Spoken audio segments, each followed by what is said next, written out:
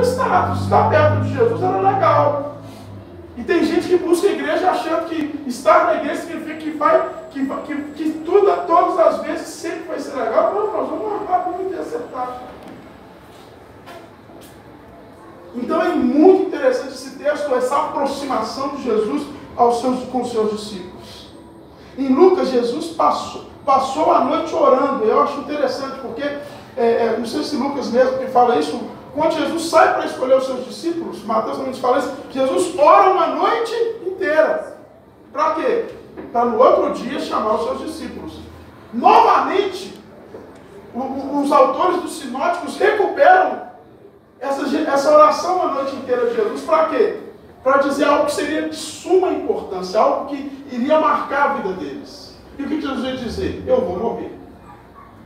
O herói, o rei, a esperança, aonde a gente confiava na nossa vida, chega para a gente e fala que vai morrer. Jesus passou uma noite inteira orando para dizer no outro dia: eu vim aqui, separei vocês, vim para esse lugar mais longe, esse lugar, na nossa linguagem, pagão, esse lugar que não tem muito a ver com a nossa cultura, onde tem muito gentil para dizer para vocês terem calma para me ouvir: eu vou morrer.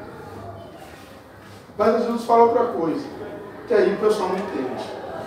No final do texto ele fala assim: mas em 3 dias eu vou voltar. A noite nunca dura para sempre. E eu quero que você entenda uma coisa: por mais que a gente tente bagunçar a igreja, um dia Jesus vai voltar. E ele vai voltar e ele vai buscar a sua igreja. Porque a igreja é dele.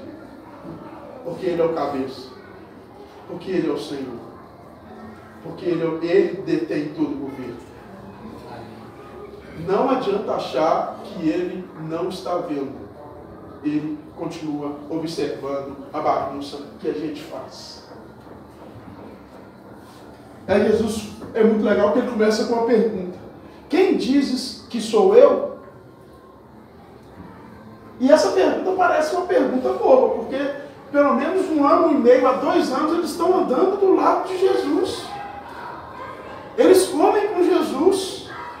Eles vão a festas com Jesus. Eles presenciam milagres que só o Messias faria. E aí me surge uma pergunta: será que nós sabemos a quem nós temos servido? Será que nós sabemos quem é Jesus para nós? Quem é Jesus para você fora do ambiente do culto?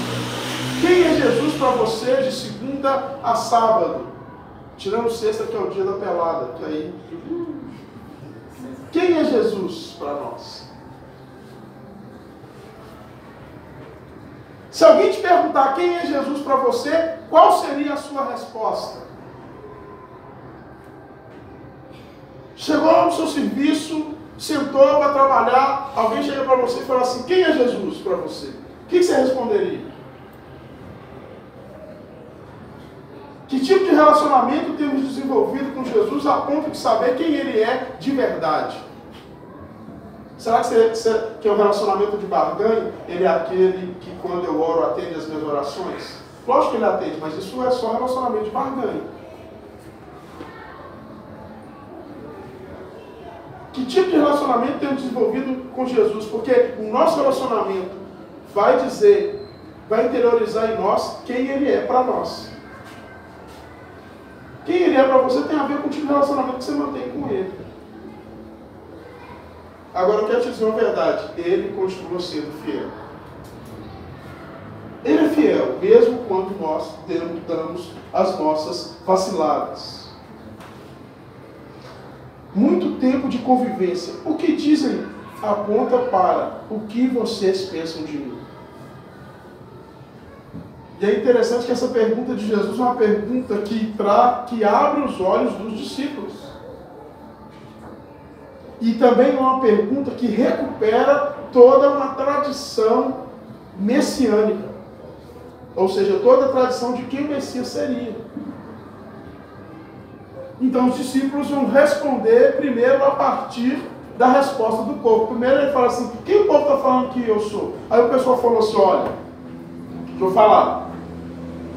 Tem um pessoal, que se eu não me engano, baseado em 2 Macabeus, capítulo 2, se eu não me engano, versículo 4, esse pessoal está dizendo, e olha que interessante, o senhor está aqui, hein? Porque foi mais ou menos nessa área que Macabeus está dizendo que foi escondida a arca da aliança. 2 Macabeus 2, 4, se eu não me engano. O pessoal está dizendo que o senhor é Jeremias, porque Macabeus, que foi um guerreiro que nos livrou da mão dos Seleucidas e dos Ptolomeus, eles profetizaram lá. Macabeus falou que viria alguém como Jeremias, e quando esse que viria como Jeremias viesse, esse iria restaurar todas as coisas. Por isso nós não falamos isso é Jeremias. Porque viria alguém como Jeremias que iria restaurar o verdadeiro culto, iria restaurar a verdadeira adoração. Ele iria trazer a arca da aliança de volta. Porque desde da saída para a Babilônia nunca mais se houve sacrifício lá. O sacrifício expiatório lá, porque a arca não está mais lá. E se a arca não está mais lá, não tem mais presença de Deus. Tem muitos anos que não tem. Mas quando Jeremias voltasse, ou alguém semelhante a Jeremias voltasse, ele iria restaurar o verdadeiro culto. Isso é muito legal pensar. E abrindo um parênteses aqui, é tão legal pensar que quando Jesus chega para uma pessoa e perdoa o pecado, o pessoal assusta. Porque tem mais de, 300, 400 anos que não tem perdão de pecado. Por que não tem perdão de pecado? A arca sumiu. Não tem mais arca. O Santo dos Santos agora está vazio, não tem arca. Se não tem arca, não tem lugar para aspergir o sangue. Se não tem lugar para aspergir o sangue, não tem mais sacerdote que fala: gente, eu estou aqui para dizer que seu pecado está perdoado. De repente Jesus encontra uma pessoa, está lá, o pessoal fala o seguinte: quem é você que pode curar? E ele fala assim: para você saibam que o Filho do Homem tem poder para curar e para fazer muito mais. Eu falo para essa pessoa assim: os seus pecados são perdoados. Tem quase, 500 anos que não se ouve isso em Israel mais. Não se ouve isso. Perdão de pecado acabou. Não tem mais expiação, não tem arca. Então o pessoal fala assim: vai chegar alguém como Jeremias, que vai trazer a arca de volta. E quando a arca voltar, nós não vamos fazer culto lá, nós vamos ter um culto da expiação e nós vamos ter perdão de pecado de novo. Porque tem muito tempo que não tem. Então essa é a esperança do povo. O Senhor é Jeremias. O Senhor é Moisés, é aquele que vai restaurar a lei. Aí Jesus fala assim: e vocês creem que eu sou esse? Eu sou aquele que... eu sou um profeta? De repente, no meio disso tudo, o pessoal começa a pensar. Então eu fico imaginando que eles começaram a conversar entre eles. Falam assim: poxa, ele é mais. Ele é mais que isso. Ele é muito mais. Poxa vida, que a gente veio fazer. Estava de repente no barco, tranquilo, o negócio ficou feio. Ele vem andando sobre as águas. Moisés foi fera, mas Moisés passou dentro. O mar abriu. Esse andou por cima. Esse é demais. Vamos lá atrás. Nós temos Elias e Eliseu, através deles, pessoas voltaram a viver. Ele também fez isso. Esse Eli chegou num lugar assim, tinha um cara lá. 4 dias depois, ele falou assim: vamos jogar uma peladinha. Chega, Lázaro. Estou com fome, Marta não está querendo cozinhar, porque você vem para fora. Ele é diferente. Inclusive, ele fala de perdão. Ou seja, restaurando o culto, a verdadeira adoração. Porque a adoração tem a ver com entrega do sacrifício. Ele está restaurando isso. No meio disso tudo, no meio dessa, Pedro fala assim: ei,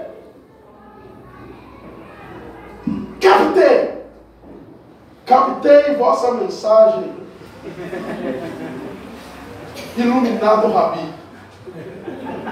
De repente está lá, escolhido o professor Raimundo desceu sobre Pedro. Ele chega e fala assim: tu és diferente de tudo que já existiu. Ser diferente de tudo que já existiu. Muita coisa que se dizia que era impossível acontecer e que só aconteceria quando o Messias viesse, eu vi acontecendo com você. Ser maior do que todos os profetas do Antigo Testamento. Ser maior do que todo o libertador do Antigo Testamento. Eu ainda tenho a impressão que você vai ser aquele que vai ter um reino, inclusive, maior do que o reino de Davi. Você é a promessa. A mão do Senhor está sobre você. Fazendo uma hermenêutica de Isaías, verdadeiramente a mão do Senhor está sobre você. Só pode ser uma coisa. Nasceu em Maranguape. Estou brincando. Tu és. Nasceu em Belenzinho, cidade pequena. Morou ali em Nazarezinho, cidade pequena e tal. Mas tu és o Cristo. O ungido. É diferente. Você é o ungido. Você é a escolha que Deus trouxe para nós. Você é a escolha que Deus trouxe para nos libertar de todo jugo do mal. Tu és o Cristo. Então eu vou recuperar, por exemplo, todo o Velho Testamento dizendo que o Cristo é o Filho do Deus vivo. Acima de todos os deuses. Você é especial. Na linguagem paulina, o segundo Adão. De forma sobrenatural veio a existir. Quando Pedro fala isso, Jesus fala assim, show de bola. Show de bola eu falo, mas Jesus fala mais ou menos assim. Bacana. Isso mesmo. É isso aí. Você já tem a ideia de quem eu sou. Só que Jesus quer mais. Jesus não quer que nós tenhamos ideia de quem Ele é. Jesus quer um relacionamento profundo entre nós e Ele. Você tem uma ideia de quem eu sou. Você pegou toda a história veterotestamentária, você conseguiu fazer uma pesquisa dos acontecimentos, de tudo que você viu, mas você não sabe nem metade. Porque mais tarde ele vai aprender que esse Cristo é Deus. Ele só tem ideia que ele é o Messias. E o Messias seria um homem especial. Mas na linguagem de João, capítulo 1, versículo do 1 ao 18, Logos, Jesus é o verbo que encarna, é o Deus que vem e habita entre nós. E quando olhamos para Jesus, olhamos para a glória de Deus no unigênito do Pai. E nessa perspectiva ele fala assim, tu és o Cristo, o Filho do Deus vivo. Ele fala assim, bem dissestes. E não foi carne e nem sangue que te revelou. A palavra te revelou. O Espírito que está na palavra que te revela. É quando você olha para todo o Antigo Testamento, e aí Jesus fala mais tarde, porque o Antigo Testamento testifica de quem eu sou. O Antigo Testamento está falando de quem eu sou. Parabéns. Você tem a revelação da palavra. Foi o Pai que te revelou. Foi o Espírito. Foi o Espírito da palavra que trouxe esse entendimento. Foi essa análise de Deus a partir de toda a história bíblica que te fez entender. Eu sou o Cristo. Verdade. Eu sou o Cristo. E aí ele fala assim. E eu quero dizer para você uma coisa. Porque mais tarde eles vão conseguir entender isso, após a ressurreição. Eu vou dar autoridade para vocês. Porque eu sou o Cristo. Eu tenho poder para isso. O que vocês ligarem na terra vai ser ligado no céu. Eu vou dar as chaves do reino para vocês. Porque em outro texto o próprio Jesus fala que os fariseus muitas vezes estavam à porta atrapalhando as pessoas de entrarem no reino. Então Jesus está falando o seguinte, eu vou dar as chaves do reino. Só por quê? Porque vocês vão abrir as chaves do reino de Deus para todo mundo. E eu estou falando com vocês a partir de um lugar gentílico. Porque eu não vim só para os judeus, por isso que eu estou falando aqui. Eu estou falando que as chaves do reino não são as chaves do templo. Porque em qualquer lugar que vocês se reunirem no meu nome, Jesus vai estar falando de uma outra linguagem depois, eu vou estar no meio de vocês. Essa é a chave do reino.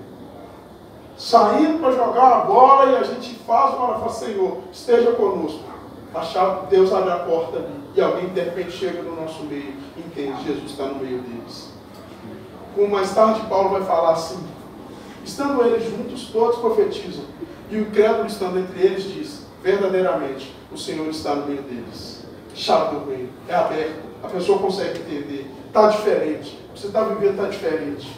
Não é perfeito, não é mágico, mas está diferente. A gente está entrando numa outra dimensão, numa outra forma de vida, uma outra forma de espiritualidade madura, que sabe que a vida tem seus problemas, tem seus percalços. Eu estou falando, eu vou morrer, a vida é assim mesmo, nem tudo vai ser fácil sempre, mas estejam juntos, eu vou morrer, mas eu vou ressuscitar. E o lugar que eu vou, isso é muito legal em João, essa ideia de João é fantástica. O que Jesus fala? Eu vou vos preparar morada. Qual que é o lugar? O morada não é no céu. O lugar que João vai preparar não é num lugar distante. O lugar que Jesus vai preparar é a sua igreja. Para que, aonde eu estiver, estejais vós também. Aonde Jesus está? Quem que é o cabeça da igreja? Quem que é o cabeça da igreja? E os discípulos de Cristo estão aonde? Na igreja. E essa é a morada de Jesus para nós. E essa é a morada de Jesus eterna para nós. Porque nós vamos viver como família de Deus para sempre. Eu gosto desses negócios, eu acho isso fantástico. Libertador. Eu vou para junto do Pai, eu vou preparar lugar para vocês, para que aonde eu estiver, vocês estejam comigo também. Então, Paulo fala que ele é a cabeça da igreja. Então, esse lugar, os discípulos podem estar. Esse lugar é o local do encontro. Esse lugar é o local do êxtase. Esse local é o local onde a gente, como Paulo fala, onde a gente sorri e chora junto. Paulo fala isso, não fala? Vamos estar juntos. Se o irmão está feliz, nós vamos se alegrar com ele. Hoje eu não quero orar para a Maruja, eu quero estar com fé. Se o irmão está triste, nós vamos ficar chateados com ele. Se alguém compra um Siena 2013, 2014 preto, 2015, já diminuiu. 2015 preto, top, ar-condicionado, roda.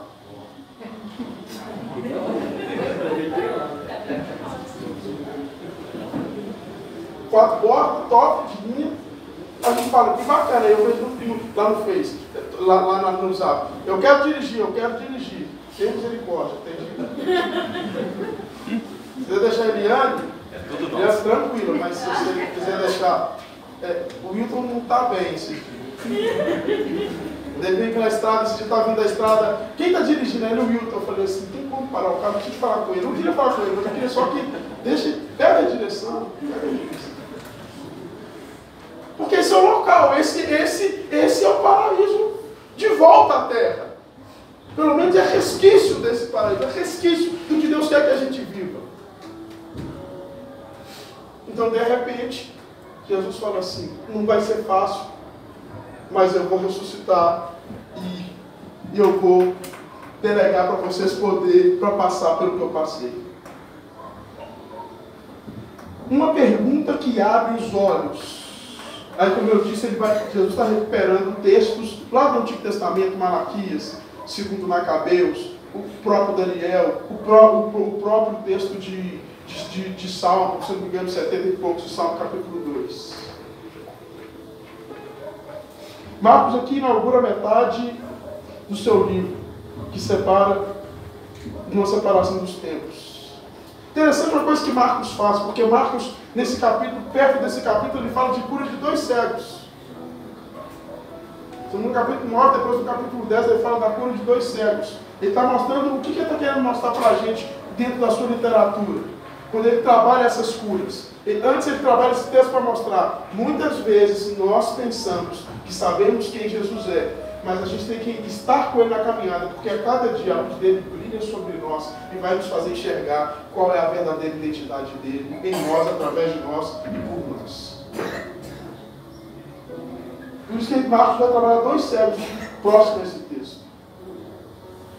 E tem muitos de nós temos andado, nós temos sido enganados. Como nós falamos semana passada, sair da Babilônia é difícil, porque a nossa mente ainda está lá. Ainda é cativa. A gente deixar de viver uma religiosidade para andar com Jesus é complicado. Porque a religiosidade fala assim, olha, quando você chegar, lava a mão. Jesus fala assim, precisa não. Vocês estão lavando a mão. A religiosidade fala assim, você tem que viver dessa forma. Aí Jesus fala assim, não, mas você não precisa de jejuar agora, porque o noivo está aqui. O noivo está aqui. Então deixar de viver a religiosidade é complicado. E esse povo, que é um povo que vivia a religiosidade, os discípulos viviam a religiosidade. A esperança messiânica estava atrelada à religiosidade que eles tinham. E a religiosidade nos faz construir ícones. E muitas vezes a gente se relaciona com Jesus como um ícone. E a gente se esquece que Jesus é uma pessoa. Ele encarnou. Ele viveu as nossas dores. Ele compreende os nossos dilemas. E Ele conhece as nossas tensões. Só que a gente cria ícones de perfeição. E tem hora que a gente culpa até a igreja pelos ícones que a gente cria. Jesus está falando, quais são os ícones do que o pessoal está me chamando? Estão chamando o senhor de profeta. E vocês, o que dizem de mim? Nós estamos andando junto, poxa. O que vocês dizem de mim? Quem vocês pensam que eu sou? Essa pergunta também fala assim, o que vocês esperam de mim? Porque o povo espera que eu seja o libertador, que vai pôr o pau para quebrar, e muitos dos discípulos esperavam isso. Filipe lá, João, ele estava meio com vergonha e falou com a mãe dele assim, mãe, fala com Jesus, para dar uma ideia assim, deixa eu ficar à sua direita e à sua esquerda, quando o senhor voltar a reinar. É isso que vocês estão achando, que eu vou ter um reino natural? Que eu vou tomar o governo de Roma? Porque isso estava na cabeça de muitos dos discípulos. Nós tínhamos ali zelotes que andavam com Jesus. Um dos melhores amigos de Jesus, né, o que a Bíblia fala, talvez o melhor amigo de Jesus estava ali, Judas. Ele estava preocupado demais com a questão, mostrando que recuperar a vida financeira. Nossa, aí, gente. Porque às vezes a gente está próximo a Jesus, mas a gente não se deixa ser transformado pela palavra do Senhor, porque a gente prefere ficar com a nossa vã religiosidade. Porque a gente viveu tanto tempo assim. Ensinaram para a gente que se não for assim não é de Deus. Confesso para você que hoje eu forcei, porque semana passada na peladinha, que, né, quando a gente começou a reunir, nós fizemos um trato. A galera falou o seguinte, vamos todo mundo de terno. Eu falei, beleza, vamos todo mundo de terno. Aí hoje eu pensei assim, acho que eu vou mandar na peladinha o seguinte, vamos todo mundo de bermuda hoje. Vamos todo mundo de bermuda. A gente vai fazer um calor então em bermuda, porque o Jonas falou isso semana passada. Vieram de terno, a próxima vez foi de bermuda, me chamou, eu falei, vamos de bermuda. É difícil para nós pensar de bermuda, né?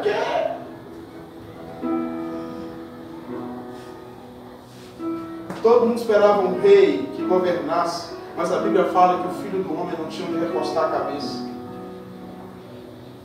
Todo mundo esperava um profeta que restaurasse a adoração no templo. Mas Jesus diz que vai morrer.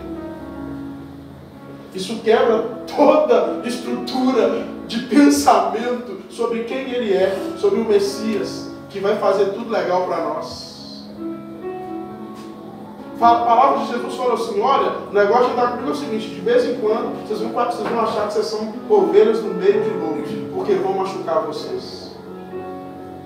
Aí Jesus fala, Ele começa o seu sermão falando o seguinte: olha, bem-aventurados sois quando chorar, quando for perseguido, quando for humilhado. Fizeram isso que os profetas tiveram antes de vocês. Só que esses profetas que tiveram antes de vocês tinham medo da morte. Agora em Cristo Jesus a gente sabe que a morte foi vencida, então a nossa vida é eterna. Então não esquenta a cabeça, se te matar é lucro. O negócio de Jesus é legal. Jesus se revela, Jesus sai do coração, Jesus rasga a alma, Deus fala assim: olha, vou morrer. E eu vou falar isso para vocês que estão mais próximos, que andam comigo. Talvez não sabem quem eu sou ainda de verdade, mas eu não posso mentir para vocês.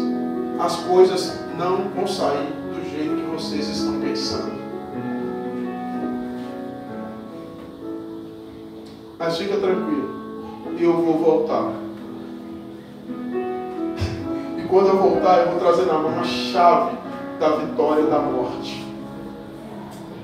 E depois que essa chave está na mão, eu quero que vocês saibam que nenhum inimigo mais pode parar vocês. Por isso que ele fala assim: porque as portas do inferno, lá Hades, lá fala assim, as portas da morte. Porque depois que eu voltar, as portas da morte não vão poder deter vocês. Porque em mim vocês serão vencedores eternamente. Isso é lindo, isso é revelador, isso é extraordinário. Só que a galera não entende. E eu acho que tem muita coisa disso que a gente não entende até hoje. Eu sei, porque eu também tenho medo pra caramba. A gente tem as nossas inseguranças, os nossos medos até hoje, porque a gente esquece que o Hades já foi vencido. Não tenha medo de encarar a vida de frente. Parte para cima de peito aberto, porque o Senhor já deu as chaves na mão da igreja.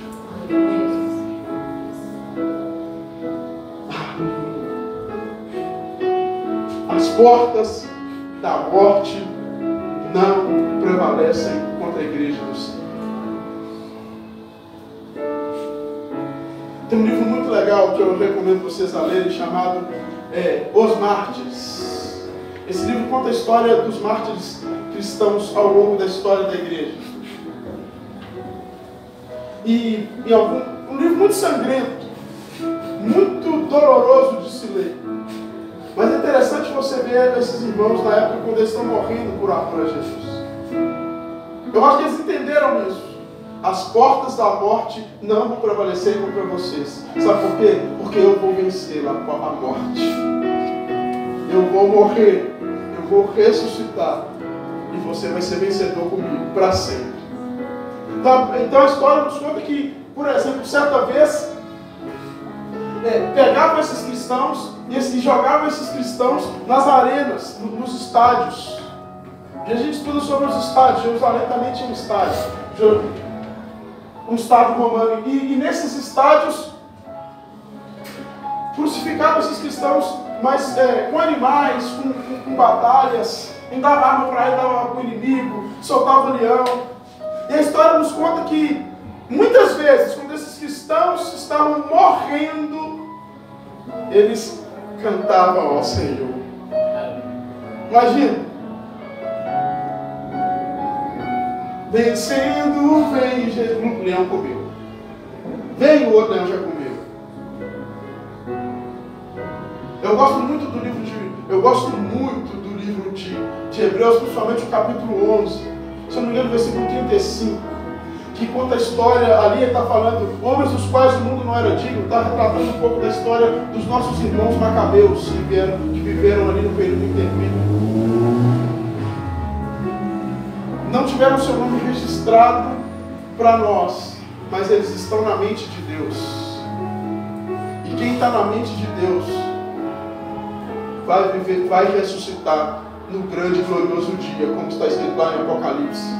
Apocalipse diz que existe um livro, e esse livro tem selos, e esse está lá na mente de Deus, esse livro tem selos, e quando esse livro for aberto, o nome que tiver lá vai ressuscitar.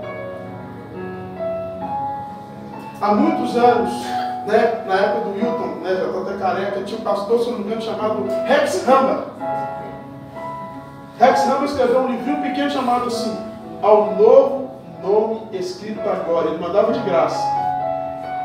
Minha mãe me conta que ela escreveu para ele, ele mandou esse nome. Eu quero te dizer, existe um novo nome escrito agora e é o seu. Vamos encarar a vida de frente. Tem desafios, tem tristezas, tem problemas. Mas a nossa identidade está sendo forjada na caminhada do lado de Jesus. E Ele, ao vencer a morte, nos fez vencedor também. A Bíblia fala, numa brincadeira, né, num texto lá de Apocalipse, que vai ter uma pedrinha, isso é muito legal, tem uma pedrinha branca que tem um nome que Deus, é o nome que Deus vai te chamar. Eu não sei do que as pessoas te chamam, mas eu sei que tem um nome na mente de Deus, e quando Ele te falar esse nome, você vai saber que é com você. Isso é muito legal, né? Talvez vão te chamar de mentiroso, talvez vão te chamar de canalha, talvez vão te chamar de ladrão, talvez vão te chamar de um tanto de coisa, talvez vão te falar que você é falso, talvez vão te falar um tanto de asneira, e aí tem hora que a gente acredita nisso, a gente fica triste, você não é vencedor, vão falar um tanto de coisa, mas fica tranquilo, porque vai chegar um dia em que nós estaremos frente a frente com o Senhor e aquela multidão, e quando Ele chamar o seu nome, o nome que só Ele sabe, você também vai saber. Ele derramou poder, autoridade sobre a sua igreja, para que ela pudesse marchar mesmo ante as dificuldades. Atos 1:8. Dínamos, poder para caminhar. Vocês vão caminhar, mesmo quando lhe disserem o contrário. Nosso comandante é Jesus Cristo, maravilhoso Filho de Deus, todo-poderoso, invencível, reina sobre a terra e céu. Salvação pertence ao Senhor, dono da minha vida, que me fez mais que vencedor.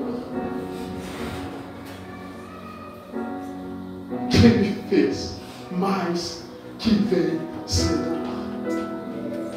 Há um novo nome para cada um de nós. Que Deus nos desperte para que possamos seguir a Jesus com as motivações corretas, porque muitas vezes temos motivações erradas, mas que bom que Ele tem misericórdia de nós. Isso é legal. A galera que estava com Jesus, inclusive Pedro, Jesus falou assim: você nem sabe o que você está falando, filho. Você nem sabe do que você está falando, mas deixa eu te dizer, eu não vou te abandonar. Se você, a Bíblia fala que aquele que se arrepende e deixa, alcança perdão. O cara que fala que Jesus Cristo é o Filho de Deus é o que nega Jesus. E é a primeira pessoa que Jesus aparece, tirando as meninas lá, que as meninas é fera. Os homens lá, o primeiro é Pedro. Sabe por quê? Porque nesse texto Jesus fala com Pedro assim: deixa eu te falar, eu quero firmar uma aliança com você. Tu és Pedro.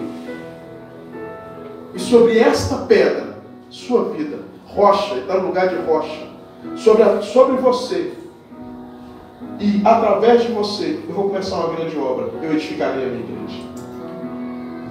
Jesus falou isso com Pedro. Os evangélicos, né, os protestantes, às vezes querem dizer: não, mas o texto é isso que o texto está falando. Vou começar e você vai ser importante. Tanto que quando Jesus morre e ressuscita, Jesus resgata esse discurso. Quando ele encontra Pedro: chega aí, Pedro, deixa eu te falar. Lembra que eu falei com você? Tu és Pedro e eu edificaria a minha igreja? Porque ali não estou falando em grego, ele estava falando em aramaico. Tu és Pedro e deixa eu te falar. Apacenta as minhas. Para quem Jesus falou? Para Pedro, que tinha negado, que tinha fugido, que tinha voltado a pescar. Jesus começa no seu ministério falando: Pedro, vem andar comigo, vamos pescar homem. Aí Pedro anda com Jesus. Aí Pedro fala coisas maravilhosas. De repente Pedro tem uma atitude ruim. E Jesus fala assim, não, eu vim para morrer mesmo. E deixa eu te falar, vocês também vão nesse caminho. Jesus é que aquele que quiser vir após mim, negue-se a si mesmo, toma a sua cruz e vem embora. Mas segura a onda. Porque quando Jesus termina o seu ministério, Mateus capítulo 28 fala assim, eu quero que você saiba o seguinte, Pedro, eis que estarei convosco todos os dias. E quando eu vacilar, eu estou lá. Quando eu acertar, eu estou lá. Por que eu sou salvo? Porque você é salvo porque Deus é fiel. Pela graça sois salvos. Isso não é dom de vós, não vem de vós, é presente do Pai. E aí foi interessante porque semana passada eu estava com o pastor Leovaldo Ramos, a gente trocou ideia, falamos sobre a nossa igreja, sobre algumas coisas. E aí ele conversando com a gente, ele falou comigo assim, olha, eu costumo dizer o seguinte, andar com Jesus é estar na escada rolante. Quando você está na escada rolante, a escada rolante, você não precisa fazer nada, não é? É só ficar lá. E vida cristã, irmão, nem sempre é gloriosa. Mas você tem que orar para pedir o Espírito de Deus para falar, me deixa permanecer aqui, porque o Espírito te leva. O Espírito te leva para perto de Deus. O Espírito te leva para a comunhão com o Pai. O Espírito te leva a experimentar coisas que a gente não experimenta se não estiver guiado por Ele.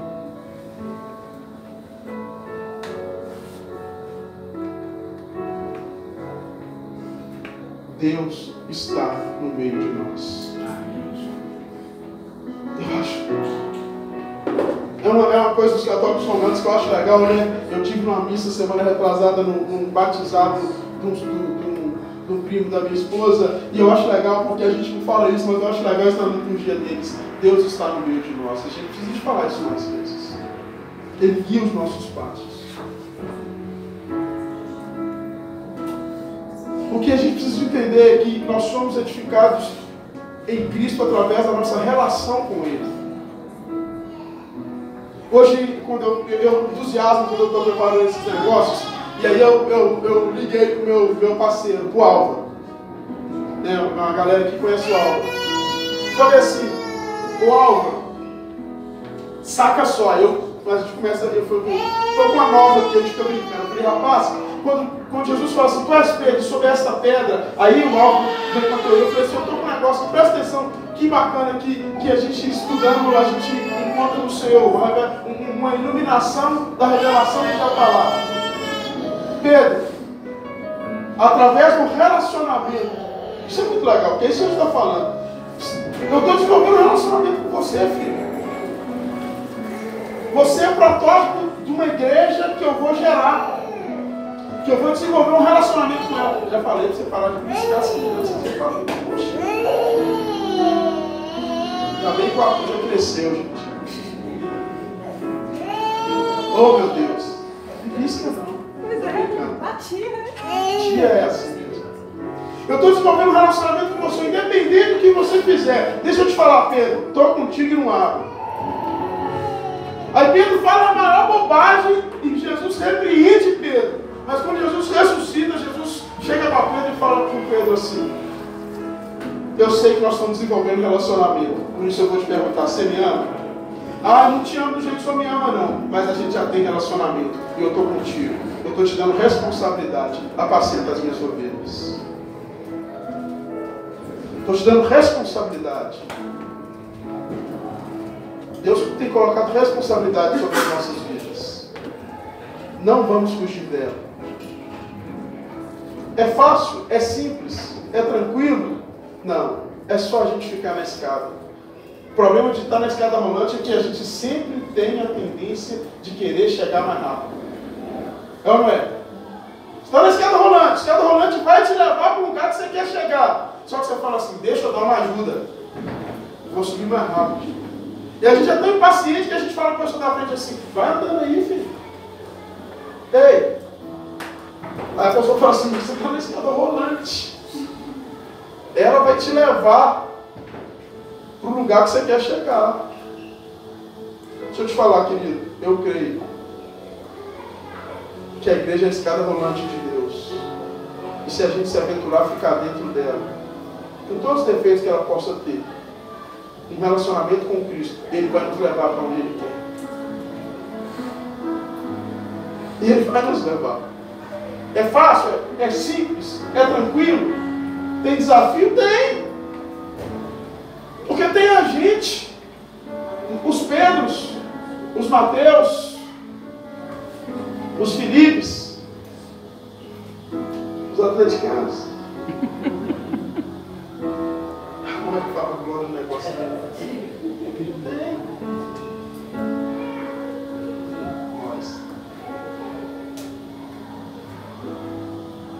Mas é ficar, é se relacionar, é abrir o coração, é saber, é escutar a voz do Senhor, é escutar a direção do Senhor para nós. Tem coisa que vai ser difícil para a gente ouvir, sabe por quê? Porque nós somos religiosos demais para ouvir a revelação, para entender a revelação. A gente vai querer brigar. Eu vou ser bem sincero com vocês, e eu espero que Deus me dê graça do que eu vou falar, porque talvez, se eu falasse com as pessoas, eles falariam assim: você não deve falar isso. Conversei até com minha esposa hoje, na hora do almoço. Eu estava conversando, contando a história, e eu conversando com o pastor Ariovaldo, aí eu falei, contei para ele a história, aí eu falei com ele assim, qual erro eu não devo cometer? Aí ele falou comigo assim, e lógico que eu também tenho muito que mudar. Ele falou assim, é você não achar que as pessoas que estão com você têm mais do que elas têm. Tem coisas que você vai fazer e eles não vão querer, mas você tem que entender que eles não têm, de repente, o que Deus te passou para estar na frente deles. Isso mexeu muito comigo. E eu briguei muito com isso, muito. Isso ficou na minha cabeça, eu falei, poxa vida, eu vou parecer arrogante. Mas aí eu lembrei dessa passagem de Jesus. Porque a gente teve uma discussão um dia no nosso grupo sobre um evento que a gente quer fazer de imersão. E aí eu cheguei em casa e falei, nossa, uma pessoa não entendeu o porquê e tal. Mas eu entendi a resposta dos irmãos. Mas aí quando a Ariovaldo falou isso comigo, eu lembrei na hora, eu falei, tem coisas que a gente tem que falar, Senhor, é isso que o Senhor quer. Isso acontece para mim, enquanto pastor dessa igreja, vai acontecer para você enquanto marido, vai acontecer para você enquanto esposa, vai acontecer para você enquanto pai. E qual que é a solução? Aí eu falei com a Ali, e ele me respondeu, eu falei, qual que é a solução para nós sermos a melhor igreja que a gente puder? Aí ele falou comigo uma coisa que foi surpreendente. Ele falou assim, sejam guiados pelo Espírito. Eu falei, como é que é? Ele falou, ensine ao seu povo a ser guiado pelo Espírito. Porque você só tem que estar na escada. É Ele que conduz.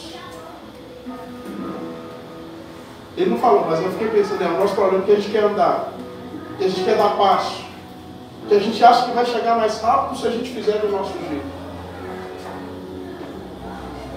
Eu agradeço a Deus que os nossos amigos nos visitam, mas a gente que está aqui desde o início, a gente sabe o tanto de milagre que a gente viveu. A gente não tinha dinheiro, a gente estava igual o Pedro, subindo, mas não temos ouro nem prata. De repente aparece uma casa para nós. A gente procurando em toda a região e tal, e aí eu me lembro de Deus falando, de Deus assim, porque isso é subjetivo. Uma vez na reunião eu falei, gente, eu não queria que a gente alugasse um galpão, eu queria que a gente começasse com uma casa. Queria que a gente começasse com uma casa. Aí o pessoal, tá. Aí a gente achou o galpão, procurou. Aí eu ficava assim com a Daniela, assim, eu queria que a gente começasse com uma casa. Aí numa semana, alguém passa, vê o negócio, a casa está na imobiliária. E aí nós não temos documentação, a igreja não está ainda registrando. Aí os doidos aqui acham o nome do dono, liga para o dono é crente, a esposa do dono está orando para que Deus envie alguém para alugar a casa. A esposa, aí Porque a esposa eu senti que era crente muito, não era crente, mas a esposa eu falei, opa, essa mulher é diferente. Aí o cara liga para nós, começa uma negociação, não baixa um centavo. Aí eu lembro que eu em casa eu falei, como é que vai ser? Eu falei, Deus, nós vamos pela fé, consciente. Eu estou dando esse exemplo para dizer para você que a gente tem que só estar na escada. E coisas ruins, muitas vezes Deus vai mostrar que vai acontecer. Mas lembre-se, como Ele ressuscitou, Ele está conosco. Ele está à nossa frente. E quando a gente quiser avacalhar, porque a gente vai tentar avacalhar, nós temos que estar sensível ao que o Espírito vai dizer para a gente. E pode ser que Deus fale com a gente assim, essa atitude é diabólica, como Ele falou com Pedro. E aí a gente tem que se humilhar, voltar atrás, rever os nossos caminhos, mas continuar servindo ao Senhor com interesse e com sinceridade. Porque a rocha hoje é a igreja. E através da igreja, Jesus quer levar o reino dele a todas as pessoas.